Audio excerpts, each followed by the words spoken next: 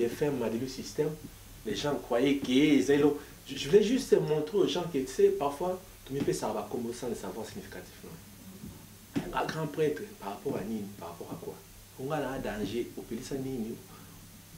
Tu vois, on se donne les noms sans le savoir significativement. Oui, grandeur à combat. Oui, grandeur à combat. Maintenant, c'est qu'autant on a commis la Nzambe, on a tali, moi, on a multi-système.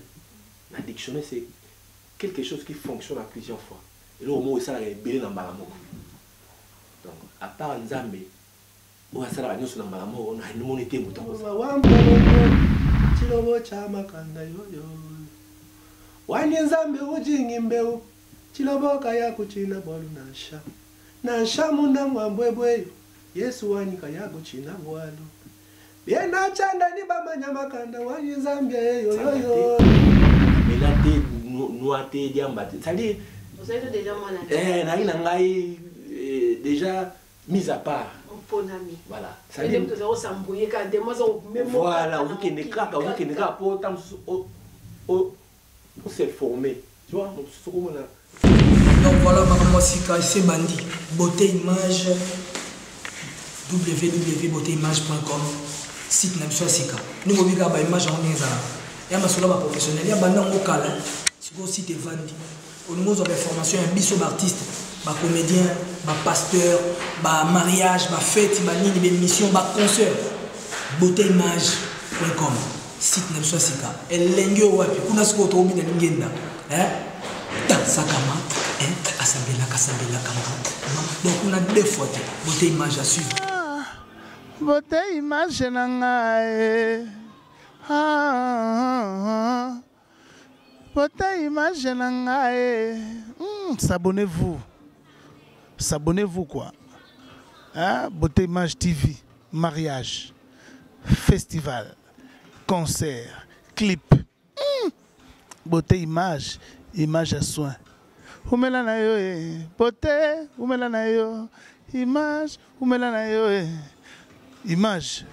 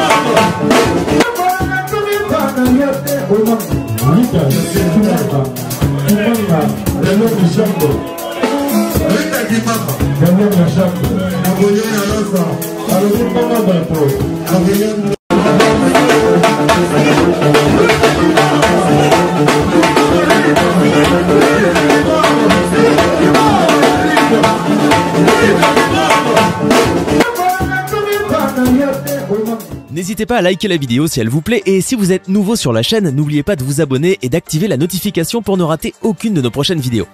N'hésitez pas à liker la vidéo si elle vous plaît et si vous êtes nouveau sur la chaîne, n'oubliez pas de vous abonner et d'activer la notification pour ne rater aucune de nos prochaines vidéos. N'hésitez pas à liker la vidéo si elle vous plaît et si vous êtes nouveau sur la chaîne, n'oubliez pas de vous abonner et d'activer la notification pour ne rater aucune de nos prochaines vidéos. On commence. Fidèle internaute, bonjour, bonsoir, ça dépend de l'heure à laquelle vous êtes connecté sur www.beautéimage.com. Rita Kimanga One Love, votre présentatrice. Derrière la caméra, nous avons la présence des réalisateurs, caméramans. Beauté Image, le meilleur de Paris. Autrement dit, Beauté fait la Sabine qui nous fait ces images bien cadrées. Rita Kimanga One Love, toujours avec un grand plaisir de venir devant vous pour vous présenter mon émission Bomessa Nangai. Et aujourd'hui, dans mon émission Bomessa Nangai, j'ai un réel plaisir de recevoir l'artiste musicien chrétien Mardoché Kayembe. Mardoché Kayembe, c'est un grand chanteur religieux. Tout le monde qui nous regarde, je ne sais pas, la plupart vous connaissez qui il est. Donc on va décortiquer un peu sur ses projets, sur sa musique. Donc fidèle internaute, restez connectés, suivez, vous n'allez pas être déçus parce que je suis déjà avec mon invité, Mardoché Kayembe, à qui j'ai dit bonsoir. Bonsoir Maman Rita. Bonne santé. Par la grâce, ça va, tout va bien. Tout va bien, par la grâce de Dieu, c'est toujours un grand plaisir. Artiste,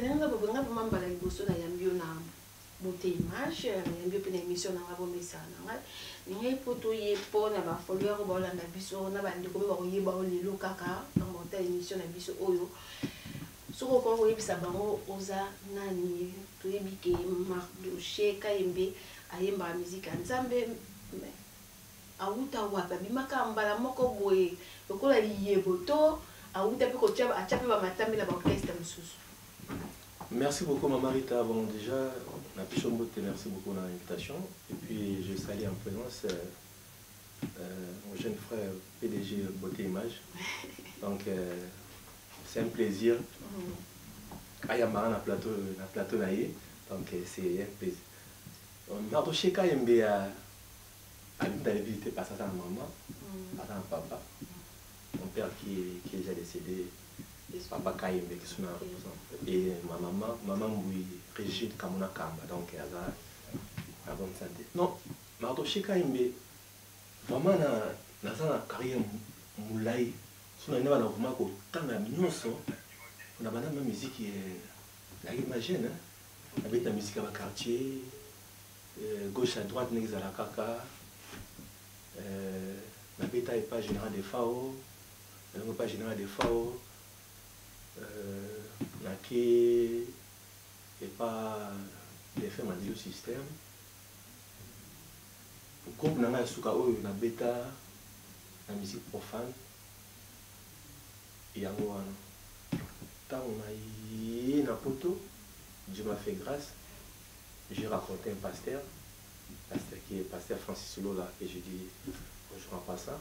C'est grâce à cet homme de Dieu que j'ai réussi Jésus-Christ comme Seigneur et Sauveur. On a dit mais na yamba yesu. Donc bana na yamba yesu. Ti lelo na natika yete na sana eka. Après na comme na maman na kati église. Na kiti na sana lelo wanza na kati. Na bana yimba na kati église. Voilà. Moye minyoso. Jusqu'à un jour en 2001, nous avons passé le grâce que frère Thomas le Kofé a une apôtre pour la première fois, il fallait être à concert. Il m'a sollicité pour l'accompagner dans l'événement. Et puis ça veut dire que ça marchait, on a voyagé vraiment mingi partout en Europe. Et puis c'est là que ma carrière a commencé. C'est là que votre carrière a commencé. Est-ce qu'il dérangeait que tu aies pensé à Bilobela ya ba ndeko ba Kongolo ba zalango na ndengo bande na ndenga mokili po olanda okoloba ke chama tambi na ba na orchestre ya fait Madiou système au chama tambi na pas quand il faut tout ça donc comme na makambo ya nzambi donc il loba ki te ke okimi kuna pona boende ba pesa ça la raison. On dit Marita un champion a toujours une histoire. Vous savez, Yesu, à Nzambe, à l'âge de 33, Dieu lui-même, il a fallu à Botamanam, à l'ingé, à la telle histoire. À l'ingé, à Botamana, papa, la maman, mon boy, pour mon appui évolutionnaire. Tout le monde a vu à la histoire. Même nous, tout le temps, on a la Bible, l'apôtre, la minine, tout le temps dans l'église, c'est une histoire. Toute l'année, la plus grande histoire, la majorité de chrétiens. C'est Dieu qui les a ramassés. C'est comme ça aussi, nous avons besoin. C'est comme ça. Parce que si on l'a dit,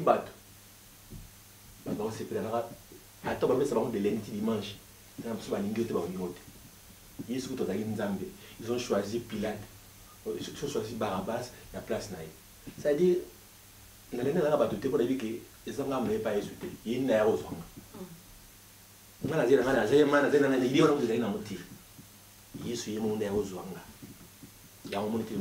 So différence ni on sala tant que ozaki na ba nzembo ndeto bengo bino bande na scène nzambe bengo ba nzembo mokili na tango ozaki na nzembo mokili na ndenge lelo komi na nzembo ya nzambe même quand ça rappelle ça mokili même nous tout ça on peut dans mokili différence c'est ça que bango ba yemela bikela mo to yemela mokili c'est ça la différence ni mo yemela mokili ba mokili ça dit les créateurs. Ah ok, voilà, les créateurs. La différence c'est ça, bah yembela et que l'âme, c'est-à-dire celle que le créateur a créée.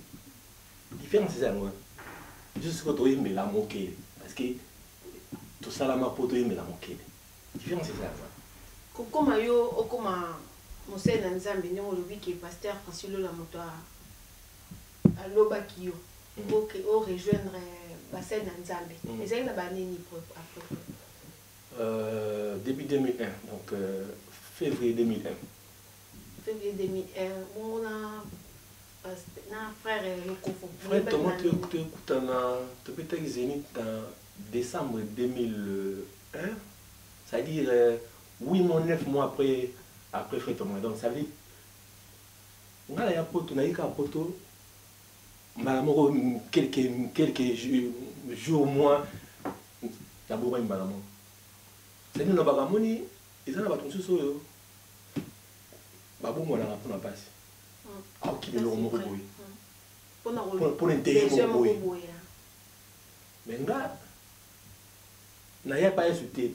J'avais nous sommes au mouton qui les a besoin de la ça là, ma folie. Mais pourquoi ils sont dans la maison là? Avec ton temps sur la zone à partir de ça, mais non tu as comme un frère à organiser la poteau, à mon ça mais pas en pouvoir organiser la poteau. Dieu m'a pris en Europe. Là on passe donc à faux. Pour te dire que mon toit autour m'a pour un chrétien, bon c'est ça problème là. On a problème dans la zone candé au conseil d'école. Frère Thomas il confirme taper ça que au goût ya oyemba ya otema devant public comme on yemba nzambe. Pourquoi yemba nzambe d'abord ya nzambe déjà dans l'église. Oui, dans l'église mais parce que public boy des à salle tondi au telemi moi ba frère Mardoché benda alléluia alléluia. Ah oui, ça c'est le premier concert dans la bête nzambe c'était la Zénith.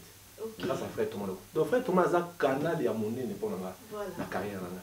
Ça dit dans nzela na ye nzamba fungola ba porte belé. Donc ala le canal pour nanga. Donc aza comme grand frère pour nanga. Donc c'est manaye a poussé na biso suna ki na mahambongo liboso quoi. C'est là qu'on décide qu'il peut pour communiquer pour ça là album na yo voilà. Voilà, c'est là que d'abord on au coma, si un jour et ça que comment il prêt à ça là et j'ai commencé. Tant on a banipé on allait quoi soutenir comme frère Thomas, frère Mbuta Kamoka, frère René Lokwa, frère Clovis Makola. C'est-à-dire, ils m'ont soutenu dans ma première album. Vraiment, ils m'ont soutenu. Comment album qui album Ma Raison. Ma Raison. Ça, on a 2005. Ma Raison. J'ai mon élément dans 4 albums, l'album Ma Raison. Au moment où on a et touchera mes thèmes, ils arrivent à aimer Ming Nabato. Vous savez, Banzembo. Et ça est belé. Donc, mon papa a casé la banane, c'est mon amour, il a une banane. Et m'a dit, Moko, ma raison de t'adorer et que tu as fait de moi un champion. Ma raison de te louer et que tu as fait de moi ce que je suis. Je ne suis pas celui que le monde pense que je suis. Ma raison de t'adorer et que tu as fait de moi un champion. Ma raison de te louer et que tu as fait de moi ce que je suis. Je ne suis pas celui que le monde pense que je suis. J'ai compris que tu es divin. Je suis d'être adoré, d'être loué.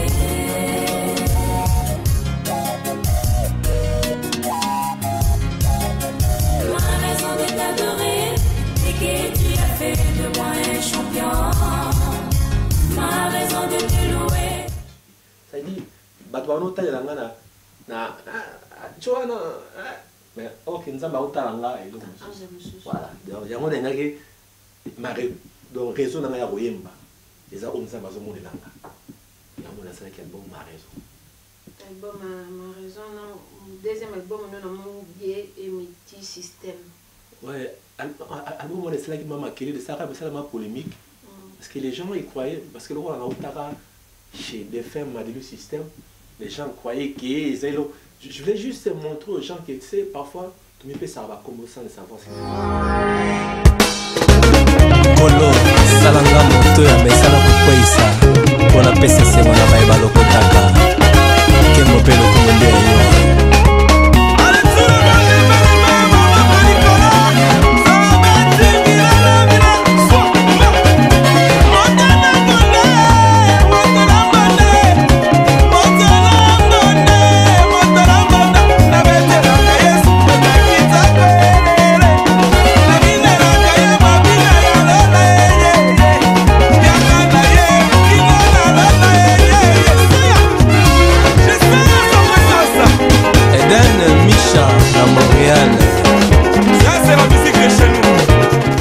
gens qui, tu sais, parfois, tu me fais ça va comme sans le savoir significatif. Un grand prêtre, par rapport à Nini, par rapport à quoi? On a un danger, au pays ça Nini. Tu vois, on se donne les noms sans le savoir significatif. Oui, grandeur à combat. Oui, grandeur à combat. Maintenant, ce qu'autant on a commis la Nzambe, Nathalie, moi, on a multi-système. La dictionnaire, c'est quelque chose qui fonctionne à plusieurs fois. Et là, au moins, ça a été dans le malamoko. Donc, à part Nzambe, on a ça la réunion sur le malamoko, on a une monnaie moutako salam. C'est ça, on a comme on a zone ici, c'est juste ça. Comment ça, Nathalie, Jésus les transformateurs, dans la transformation? Non, ça veut dire, moi, on a ça, et l'emboya bon wanza. Kolo, ngana koma kosambela, obanguna nanga bakufate oyo, pona yebi oyo asimi bomoinanga, alalaka te pe animbaka te o.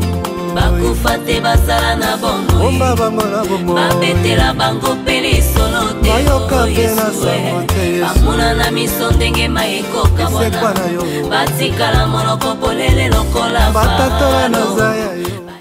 quand les gens me regardent bamona bolingo nzambe na kati bana c'est biso so nzambe te déjà parce que balona déjà ba matembele place mosusu la cimetière déjà cimetière no parce que balona matembele bima ba bani ko lia ba bete ba kuna mutwa éclaircir bisona. Ça dit on était les gens inutiles. Les gens inutiles dans quelle façon? Parce que y a ici bisoké ou y a déjà poto parce que son badé ma camino sans qui mais moi bata sur le candidat poto. Donc il y a déjà poto on s'introduire dans ma camou Nzambe. Parce que vous avez déjà bien, il n'y avait rien que... Quand je dis inutile, quelqu'un qui n'a pas Dieu, c'est quelqu'un qui est inutile. Ah, sans l'esprit de Dieu. Non, sans Dieu, sans accepter Dieu comme Seigneur et Sauveur, tu es inutile. Ok. Ça dit tu es comme... vous avez un papier. Oui, vous avez un... Voilà, tu es mort vivant. Au cause de nous, vous avez un bon million de tatous. Aussi longtemps que vous en avez sauté, vous avez sur le roi, mon conseil mobile, c'était. Ça dit, j'étais inutile, malgré tous les avions que j'ai montés, tous les succès dans la moquille, malgré tout ce que je faisais. Et là, ça qui inutile. Là, on a un lobby, et puis le ménage, et puis on a allé mon moquille. Et Dieu m'a transformé. Ça dit, on a commis les mots à Bolonza, mais on a confirmé les lots, et que mon âme, il est sauvé. Et on a dit, Jésus le transformateur, il m'a transformé. Et ça, on a dit, ah, comment on est? Donc, ça dit, même à taille ici dans le thé, on a mis sur une zone qui a ce calme, on a dit, comment? Vraiment, deux choses à repos, mais la bière, la cigarette, la bloc, nous sommes allés dans la terre. Non, vraiment, nous sommes passés dans la occasion. Nous avons occasion, mais la masse. Donc, tu as quitté, oui, quitté. Tu as quitté. Sangaté, la mélaté, noaté, diambaté. Ça dit, vous avez déjà mon ami. Déjà mis à part.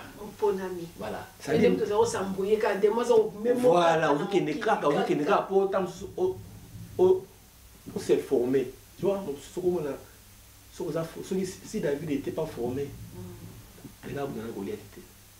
il s'est souvenu déjà que la Zamba, tant que il y a azomona mimenanga na bunda ina panza ko yemu ko jo na ko signer pena signer banko yo.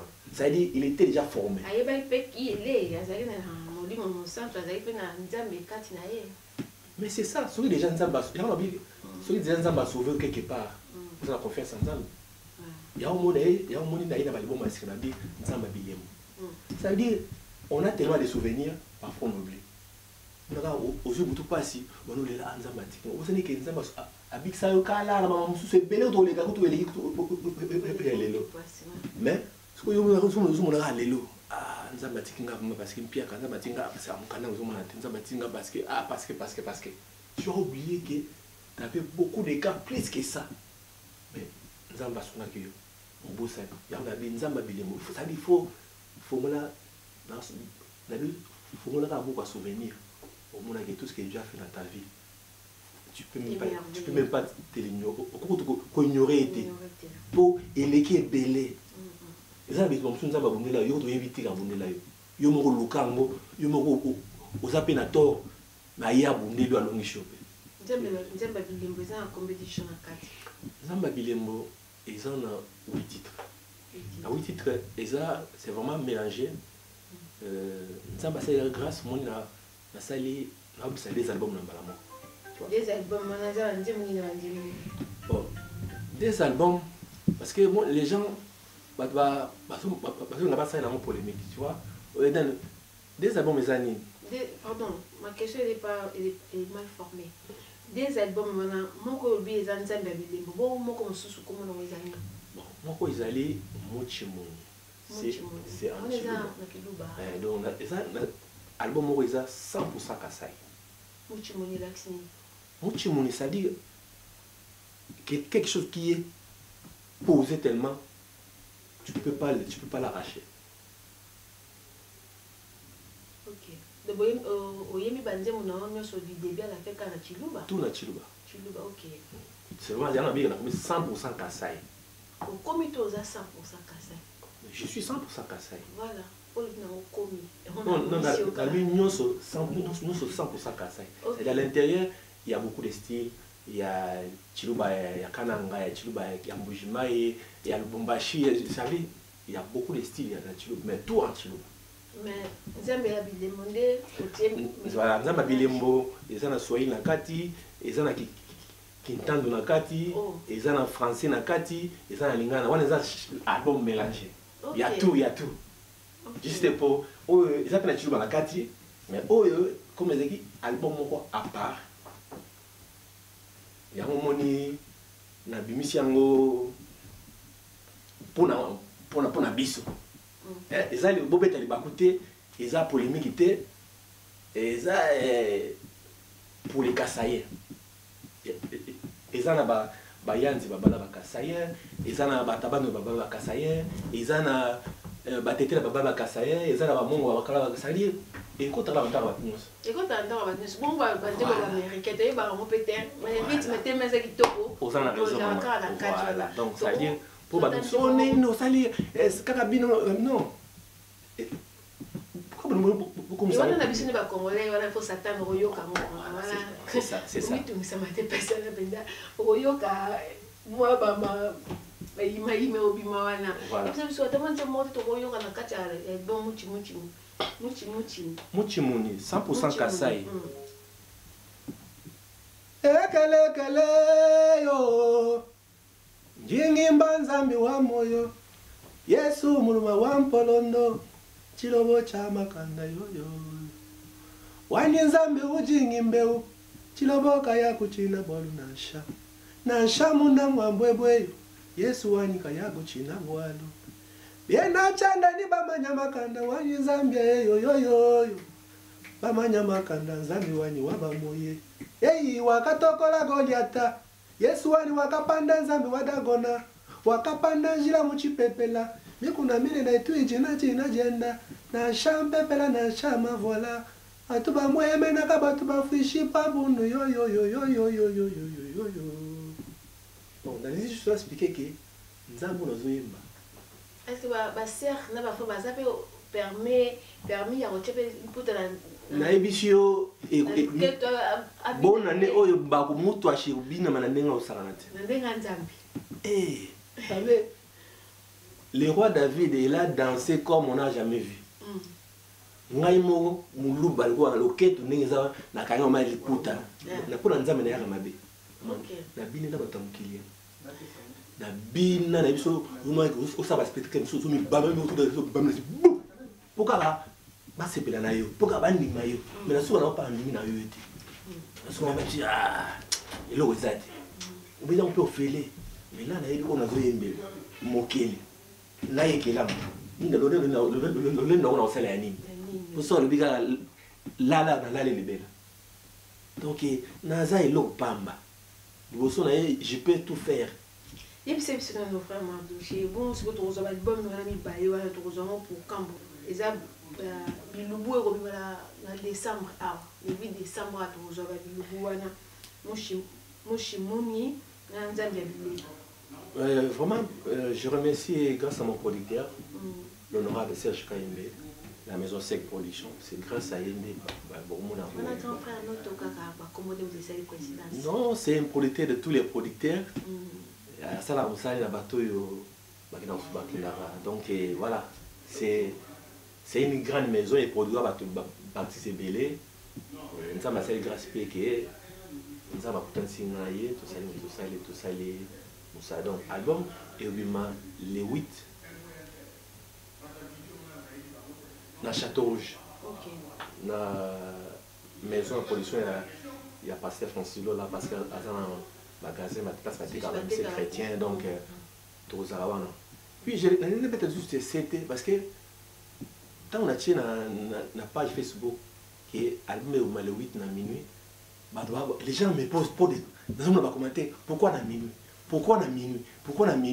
vous souvenez bien oh voilà et comme ça t'a mais franchement je sais pas les bon mais si c'est des chrétiens ou c'est des païens je sais pas. Est-ce que nous avons besoin pour la air pour nous savoir la vie à moto? C'est nous avons besoin à minuit. C'est lui le créateur, c'est lui qui a créé cette terre. Peut-être que c'était fan, mais ils ont réclamé par rapport à ce moment-là que minuit, il y a un petit peu de pali à son disque, minuit, c'est déjà tout est fermé. Non, mais minuit, j'ai bien dit que sur Internet, les gens ne comprennent pas. Parce que la photo, mais que sortie mondiale, c'est net, 100 000. Pourquoi? Il y a la carte bancaire. Ceux qui battent le mot en compte, ils sont à partir de minuit, les mots comme visibles dans le compte. Il y a toutes choses. Ce qui est rébandu, le 8 dans minuit, ça c'est un mode internet, c'est-à-dire la plateforme où il y a l'album, et bien que monsieur Blanc est disponible dans le site, le 8 dans minuit. Moi je ne peux pas le changer. C'est comme ça, même transaction à banque, c'est à partir des minutes, des jours comptés. C'est quoi l'album? On sait que c'est pas featuring dans des comme non, mais je veux dire, juste dans 4 hôtels. C'est-à-dire, les 8, la journée, CD, des hôtels comme à la Château, la sortie de la Château. C'est une conférence de presse, c'est là. Après, c'est des TKM. On a CD dans ma boucle.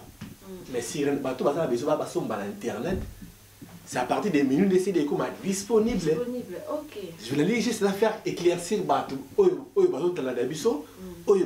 dans Facebook, pourquoi on a minuit, on est dans minuit, on est dans minuit, moi je comprends pas. Il y a faire comprendre, que la minute, la plateforme de l'album est comme disponible à partir de minuit pour jour et bandar, minuit. Minuit 1, le disponible. Donc, c'est comme ça. Bon, ce que c'est, featuring dans la carte. Oui, Nanzamba Bilembo, na sali featuring Nanzamba Mokonzi, na frère Jérémy Mwamba. À Paris, c'est tout, hein. Na 100% Kassai, vraiment, na bien ngamo. Mais je fais Baker, il y a un cercle qui m'a aidé à faire, Magui, la petite sœur d'Okas Kaja, et qui a Selinga Baker, tu es en Chiluba. C'est long presque Psombani. Il y a un frère, chanteur de musique en Zambie. Vous vous rappelez, nous avons un de Této, vous en avez bien. Vous avez un de paix. C'est grand nommé. Le rang de Nétique, Robin, certains sous frère, le coffret, il y a la carte album, n'a pas beau naïe, autant que ça t'en va bien. Les amis, ma camarade n'a bien. Je sais pas. Bah, ça, il y a un Zambie. Je sais pas, tout le monde a un ennemi. Même ça, Mazana a un ennemi. Il y a un Zambie, il y a un Mokolo Moki. Mazana a un ennemi. Parce que combien plus fort, tu as vu sur Moki. Pourquoi si ça t'a à boire un point? Bilinga mais les colotis. Il y a bagay yo dans ça moto walu ya qui walu qui t'a place qui tel. Et ça va nango parce que tout ça est en moko. Mais mon thème est à mon tuer éviter. Nzambe comme quoi c'est moi je dis toujours que bah mon on m'appelle là je préfère n'a un problème na mon tuer Nzambe. quoi une vérité, sur bon ici, s'il y a un problème, vous pouvez ranger. Les chrétiens, ils vivent tellement dans l'hypocrisie. Les chrétiens, tu vois, ils préfèrent être hypocrisie à ce que ça aille, mais dans mon thème, à ça n'a pas dit. Pourquoi c'est la ronde ni comment on a salle dans un bébé belé au baye bela penza mais bazo sala ko makamba moki comment on a frère ayembe la nzambe mais aboti na basi ni balé ni seto ibanda maman nanda ko pa yebité ou bien maman nanda ko pa yebi et ça ronde ni ah ça fait pour makamba les ayemi na ba musicien na biso moki mais na salle remarque vraiment na ba salle na nzambe mingi chanteur somoni yango to yoki kali solo wana na moni na ko ba kombote pona pona ebiga mingi za kali solo mais ngape bon solo te ngapa na moni peza que mose na nzambe ayembela nzambe mais na libanda penda ba sebi ba kamla ba viré pe na église mais fa osunga yo sunga ke quoi wana osunga ndeni ngana kasi yo yebiki pour osunga za kamte na nzambe te ah papa yanga ngomala ute nini bamala note makambo seleza malamu te bona bo monte ayo lo balanga ayo yebisa ngala ko yo sala ko monte na ko ka isusu te voilà bona ko bino suko ba to yebi pe nzambe boza pe parfait na ko ba pe parfait bo muta parfait za te boza oyebi na boza na boyebi ya bible ko pe se rote ya yi oui soki na moni je peux le soutenir, je peux l'aider. Parce que le biso, mon qui a un problème, son monde de on aider à tellement. Vous allez songer. Mais ceux qui n'ont yoki na monité, ils vous a passé na songa. Moni moyibi, ayi ba place ba bazate, ba okangaye. Et ça, on a tapé sur la vie dans un chrétien.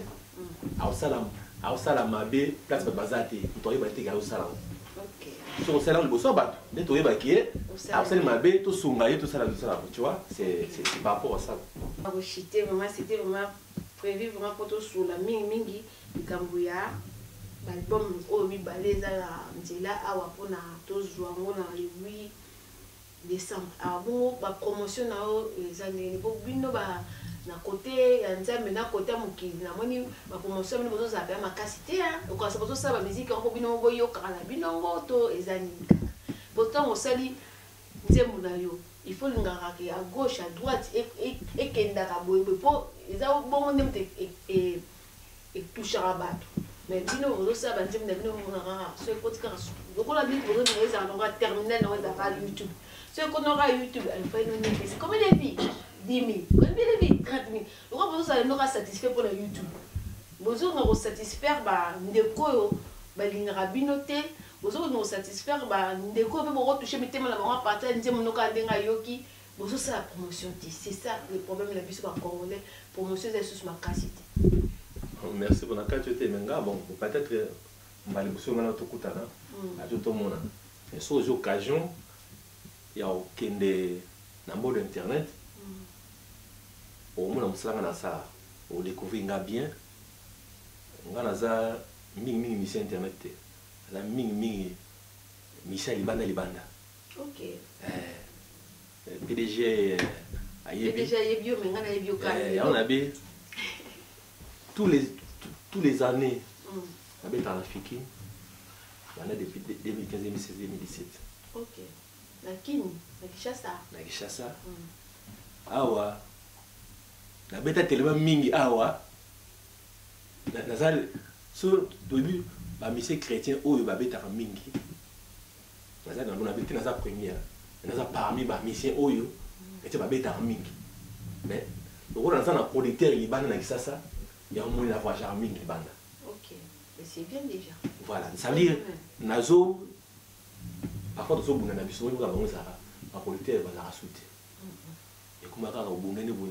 nzamba selo ngolo c'est le message ça dit yango na promotion et ça mingi passi pour ekene boso mais ça pena bato ba contactera na ba nombre de villes na YouTube on na éviter soki na sinatala combien de nombre de villes na je sais même pas OK na ébi tout mais ma souci na message ekende vraiment musique na bato tout le monde a bamoté mais banze na biso ezo il y a un monde internet c'est important surtout sur na elle est loin ça prend na besoin beauté mais ça pas ça donc c'est comme ça nous on fait ce qu'on a yebo beauté mais ça ka porte ça no ekende ça peut bino pe pour la bino bato yo osala musala bo préféré au monde a beauté image a préféré ata nzembo ya américaine moko boye ayebi kutu yete au lieu tia ndeko na ye azaka na ye c'est ça le problème on voit ça même dans la télévision avec ça voilà ba tia clip ya américain mo ayebi kutu na mutuna makoloki ya chaîne wana so yo okei ba biso ah papa ya la lat ya mbongo tene mais on a ba tia ayebi kutu na ba beauté ba tia ofele mingi c'est-à-dire eza ba ba ba elo ba osala donc pour nous porter l'évangile, vous avez la musique à tout, vous avez tout à tout faire dans l'église. Et vous savez que l'album qui est beau, vous avez contribué à la œuvre. L'église, vous avez la pasteur, vous avez la moyenne. Mais vous avez comme l'église, à cette porte. Vous avez attendu la quitte à cette porte. Donc il y a tout les arts qui et là il s'est monté dans le soir là. Que baya l'album balé. Et ça l'album est que son avant. Que ça soit Nzamba Bilembo, que ça soit 100% Kasaï, Maman Baya Mango, Nzamba a pas le droit à travers va partager vidéo yo et sur la beauté imagité et ça peut participation à la catégorie au sala. Vraiment, je salue mon producteur qui a sur la nanga partie avec ça.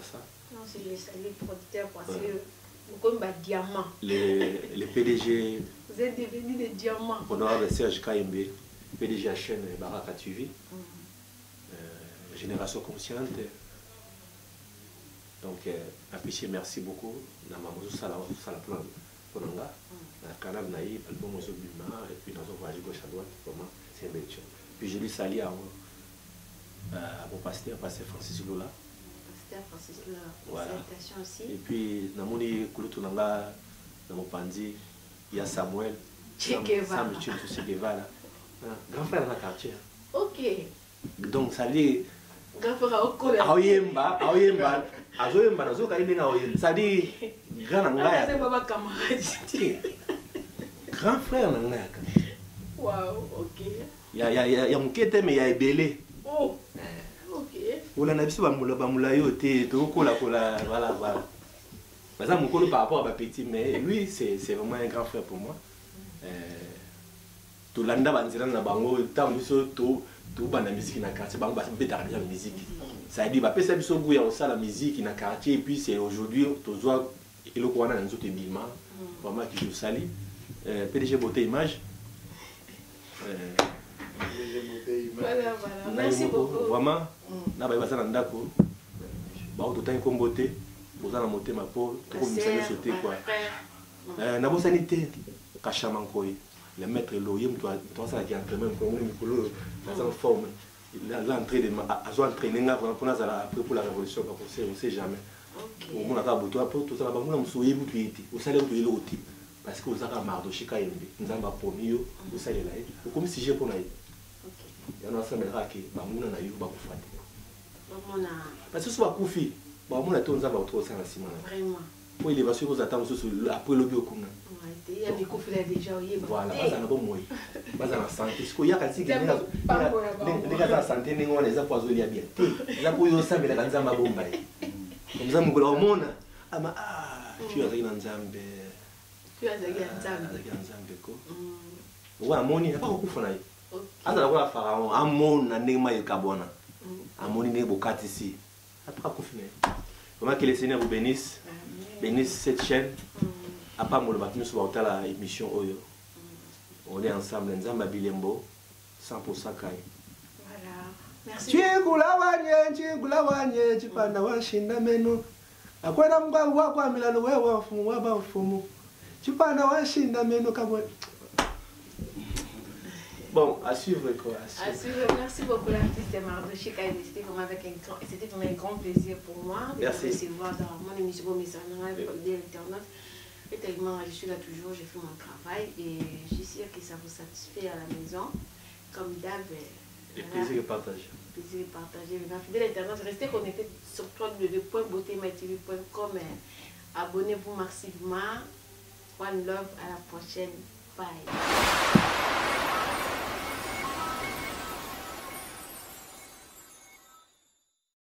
Bonjour à tous, je suis Aimé Bossitampen, propriétaire de Boss Brother TV. En tout cas, bandeko, nous avons plaisir makasi na sepeli. Enfin de Boss Brother TV écoute na satellite. Donc, ils ont na Congo Mubimba sur réseau TNT. Donc, mutu nyonso aza na télévision à TNT, décodé à TNT. Bolanda Boss Brother TV. Mais bon dimenanga te, ba Saint Thomas, collègue nanga bodo, yemo a PC la siko.